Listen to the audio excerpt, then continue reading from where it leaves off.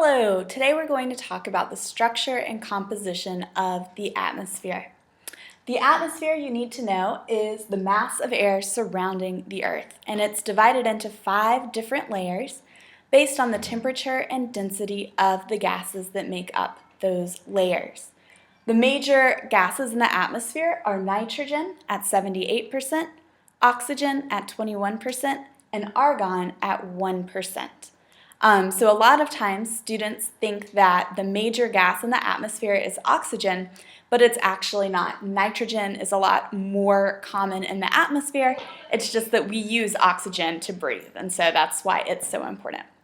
The 5 layers of the atmosphere are the troposphere, the stratosphere, the mesosphere, and the thermosphere, and we'll talk about each one of those in depth. After the thermosphere is the exosphere, and that eventually runs into outer space. Temperature varies a lot in the atmosphere, so I drew this red line to kind of represent a graph of the temperature and the altitude. And just a reminder, altitude means the distance from the Earth, or the height. So in the troposphere, the temperature decreases as altitude increases.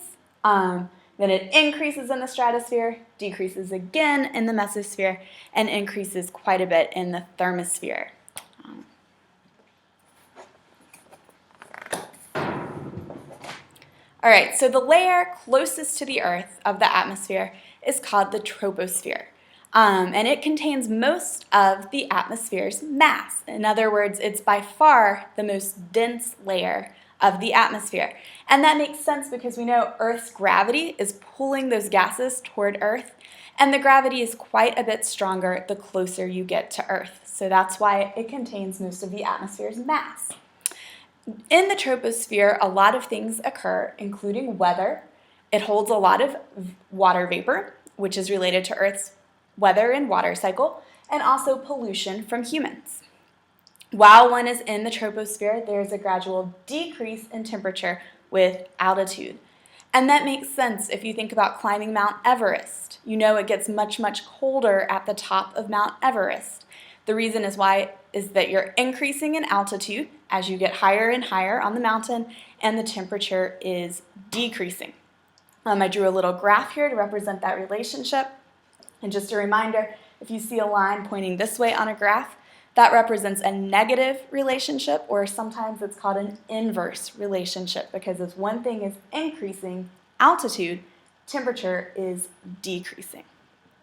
I drew some things to represent what happens in the troposphere. We have people, animals like birds, but all other animals as well, trees, and then weather events. You see the cloud and the rainfall over there.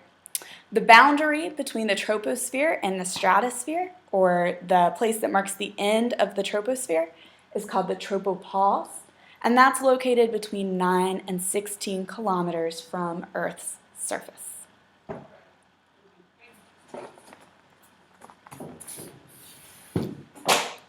The next layer in the atmosphere is the stratosphere. The stratosphere contains the ozone layer, so it's very, very important for human survival, and you've probably heard of the ozone layer before. Ozone is a combination of 3 oxygen atoms. When oxygen atoms combine, they form a molecule called ozone, and ozone is very important because it absorbs ultraviolet radiation. If you get exposed to too much ultraviolet radiation as a human, then you get sunburn. And so you know that's why you wear sunscreen. It kind of supports the ozone layer. It's our own personal layer to protect against UV radiation. But if we didn't have the ozone layer, it would be difficult for humans to survive on Earth because ultraviolet radiation can be very damaging to our skin and our organs.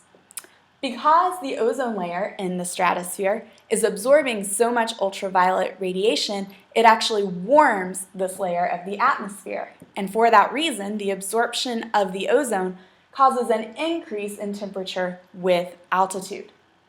You can see the temperature graph. It represents the relationship between altitude and temperature.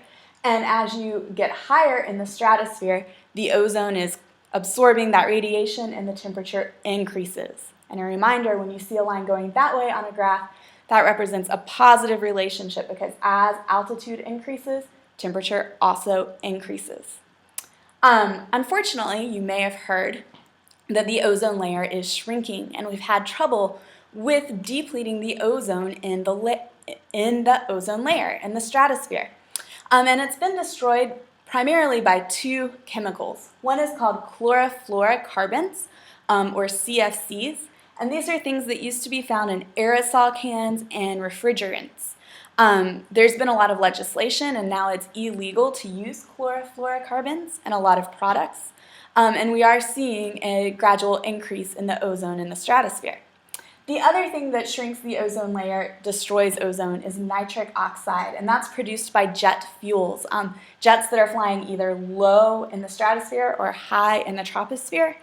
When they burn their fuel, the exhaust that they produce contains nitric oxide, which breaks down ozone. In the stratosphere, you also have some planes and jets. They would fly low in the stratosphere to avoid the weather in the troposphere. The boundary between the stratosphere and the next layer, the mesosphere, is called the stratopause, and it's located at about 50 kilometers from Earth's surface.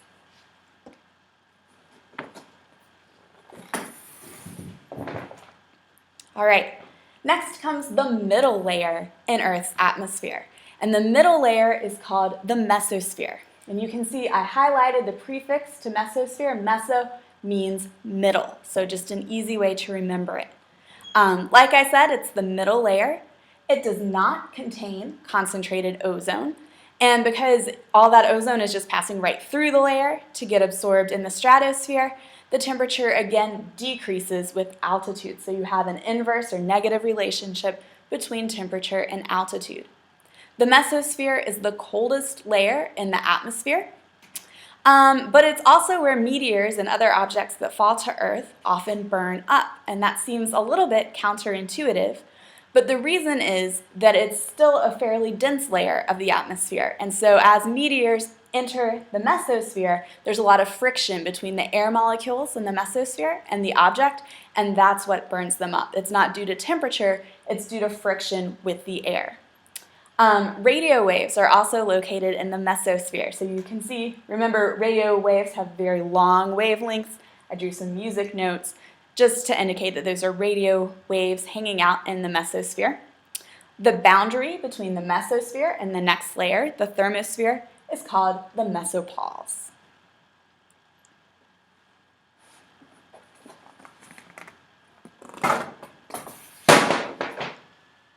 All right. The thermosphere is the fourth layer of the atmosphere, and it's also the warmest layer. Thinking about something thermal, referring to heat, so the prefix therm means heat, and that's why it's called the thermosphere. It's the warmest or the hottest layer. In the thermosphere, the temperature again increases with altitude, all the way up to 1,000 degrees Celsius, so it's very, very hot. But the thermosphere is a little bit weird. It's not very dense. In fact, the air molecules are spread really far apart in the thermosphere, and they're spread so far apart that it actually does not feel hot to humans. It would not be uncomfortable to us because the molecules are that far apart. In the thermosphere is located the ionosphere. And if you remember, an ion is a charged particle. So the ionosphere is a group of charged particles and light gases. And the interaction between those particles and radiation is actually what causes the aurora, or the northern lights, from polar locations where you can see those lights in the sky. It's radiation interacting with the ionosphere. You can see I drew some ions over here to indicate the ionosphere. These are your aurora or your northern lights. Temperature increasing quite a bit with altitude, but again, the molecules are so far apart that we actually have to use special instruments to measure that relationship, to measure heat in the thermosphere. A typical thermometer won't work. And beyond the thermosphere is the exosphere, but there's not really a clear boundary there like there are with the other layers. There's no thermopause.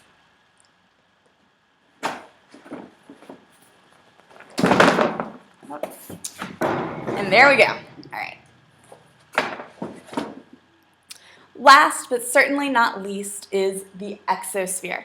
The exosphere merges with outer space. There's no clear boundary where the exosphere stops and space begins. As you can see, I have no boundary drawn on this board. As you travel out in the exosphere, there are fewer and fewer molecules with an increase in altitude. They become more and more spaced apart until you're basically in a vacuum, and that vacuum is outer space. The exosphere does contain some light gases, meaning they're not dense, gases like hydrogen and helium. And it also sometimes has satellites that humans have put out there to collect data about different things going on Earth. The exosphere or the thermosphere sometimes also has satellites, so you can find them both in the thermosphere and the exosphere. You can see I put the sun far away there in the exosphere because as you travel closer and closer to the sun into outer space, you're leaving the exosphere behind. This has been a summary of the structure and composition of the atmosphere. Thank you for watching.